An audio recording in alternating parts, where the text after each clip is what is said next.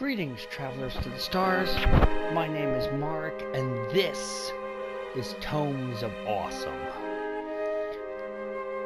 Welcome to a new game, Doom and Destiny. Before we move on, please make sure to hit the like and subscribe buttons.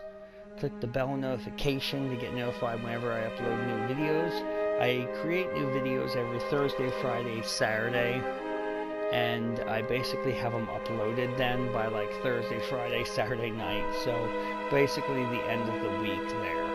I'm trying to get more regular scheduled in that kind of department, so share this on your favorite social media if you want or something.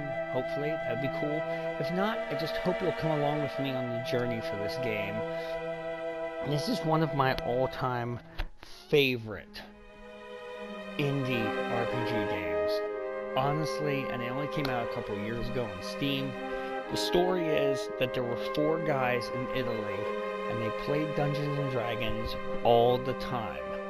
And one of them used the RPG Maker game that you can use to create video games of your own to create a parody game that made fun of the fact that they play D&D all the time.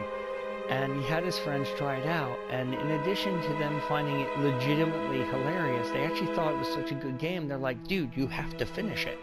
So the 4 guys actually came together to work together on this thing, and it became so popular that when the Xbox 360 and the PS3 were the current systems, it got launched on the Xbox marketplace. It was so ridiculously popular, and then it got launched on Steam, and it went for full green light on Steam, and they made a sequel. I think it's called Doom and Destiny Advanced, which, whereas this is sort of like a Super Nintendo-esque kind of thing, the Doom and Destiny Advanced is like Game Boy Advance quality kind of thing. So anyway, we're gonna start a new game here. I hope you can hear me properly over the music. I had to restart this video a couple times for that. This first video is only going to be about 15 minutes long, just because I want a short video to kind of describe all the initial stuff.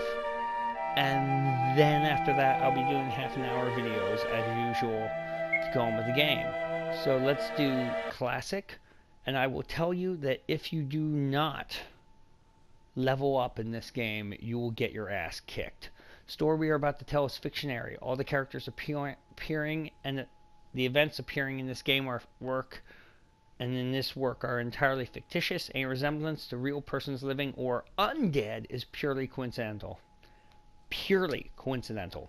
For anyone who's ever looked up my Twitter page and seen that picture at the top of my Twitter banner that says, where they're looking at the tombstone, it says, here lies the English grammar.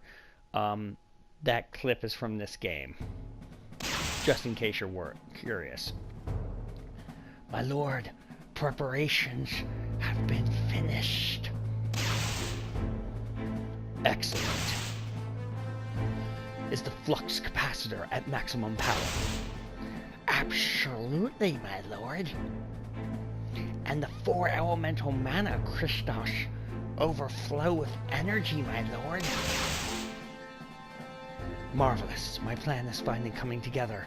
The gate to the Ultra World is about to open. We just need a virgin's blood, and then the universe will be mine. Bwahahaha. Actually, I had such dreadful expectations from this experiment that last night I had a party and... What? Yep, great party, man. It was awesome, bro. I got laid. No way! Me too! High five! So, basically, she had sex twice. Let's hope they didn't do her at the same time and high five, because I think that's what they refer to as Eiffel Towering. And if you're a younger audience member and you're watching this video, go ask your parents to explain that to you. This cannot be. And that, ladies and gentlemen, is why true supervillains always lock up their virgin sacrifices the night before the virgin sacrifice, because, well, you want them to stay a virgin. Episode 1. cellars, and lizards. This is Nigel, Mikey. You can read the text if you want. I'm going to cut through it kind of quickly here. Francis is the one in green. Johnny is the one in red. Red, blue, green, and yellow. It's almost like this is a video game or something, and we need them to be identified by color. How crazy. You can save whenever you want from the pause menu. Do so often. It's free. Yeah, unlike some games, you can just save whenever the hell you want. First time I played this game, nothing. I got an achievement entitled, You've gained nothing! It's fun. The shovel is a beginner level, yet very powerful weapon. Not joking.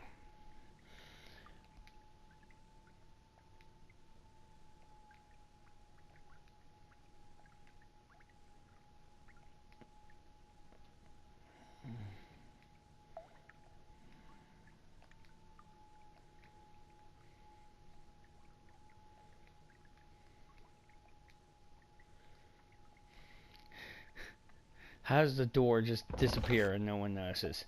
By the way, in this game, food items restore health and liquids restore magic. So beer, wine restores magic, pork rinds, potato chips, and pizza restores health. Just go with it.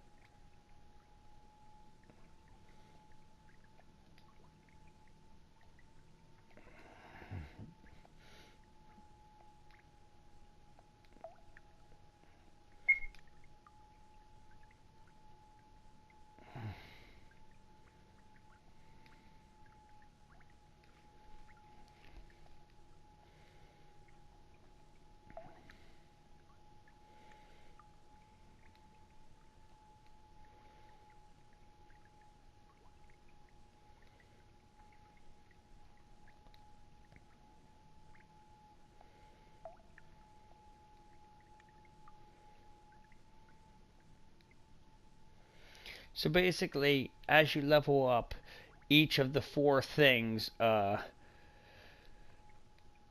charisma,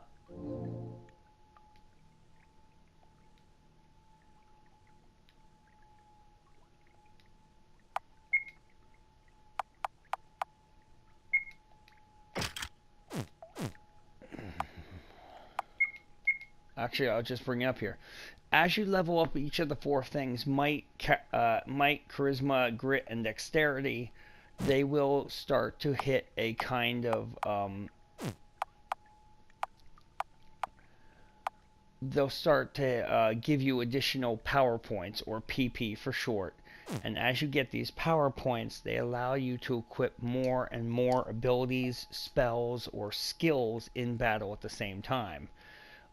Like a lot of isometric RPG games where you had to like organize and navigate your inventory, you have to do the same thing in this game, but instead of doing it with your inventory, you have to do it with your skills.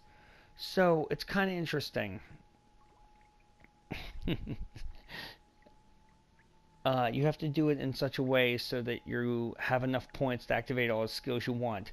Although you don't have to be too afraid, because a lot of the skills you get in this game as you go through the game are like, it's the same skill over again, but it's a more powerful version. So you can unequip the cheaper and less expensive version, get the more expensive version, and vice versa.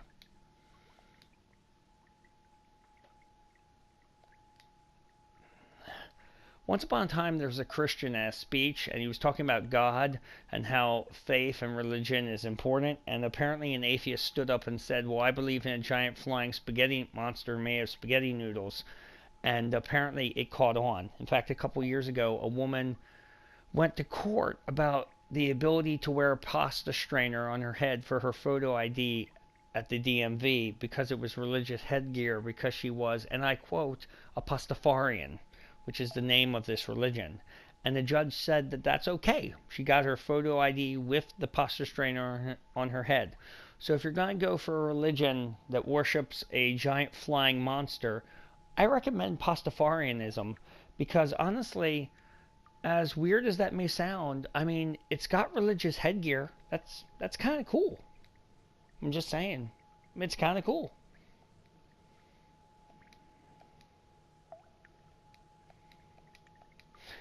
Oh yeah, and then this ability basically just talks about, depending on who is the leader of the group, i.e. in the first position, it will change the stats that you get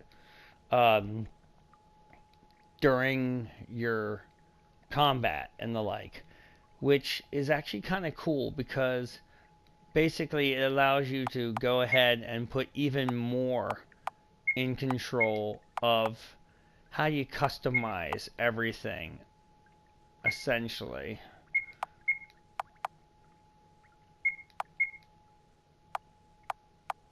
Right. There we go. Give everyone a bit more HP since we're starting off. Yep, and he takes the handbooks. Pick up the hammer.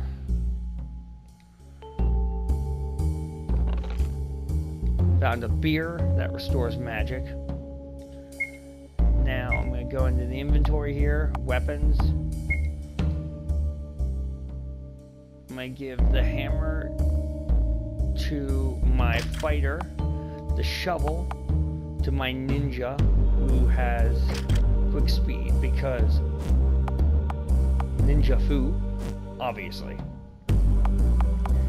And I'm also going to show that in here, in the books and stuff, you can look up descriptions of items.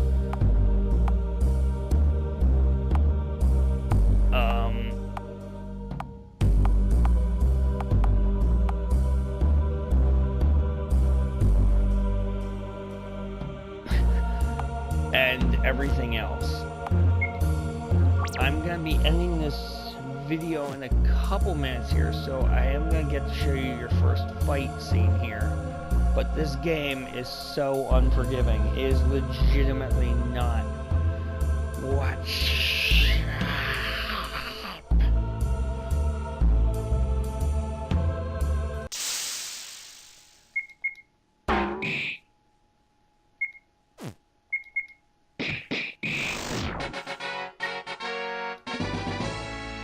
Ooh, I got a bone.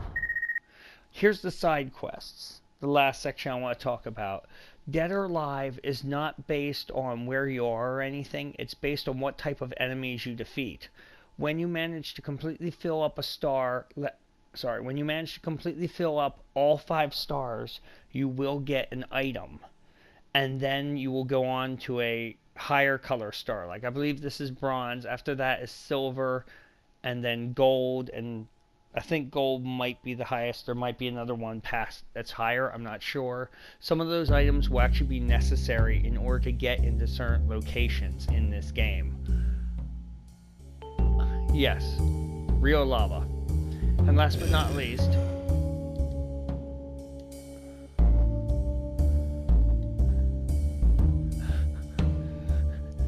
hearing the sounds, because there are random encounters. So there's random monsters that are possibly invisible running back and forth through the hallways. Don't you just love it? Okay, I'm going to stop this video here, but I'm immediately going to start one of my 30-minute usual videos, because I wanted a quick, short 15-minute clip just to sort of talk about all the basic stuff about this game before we get into it, because this game is non-stop laughs, tropes. It makes fun of all the traditional tropes of being a hero and everything else. So I hope you enjoyed this video, and I will see you next time. Bye!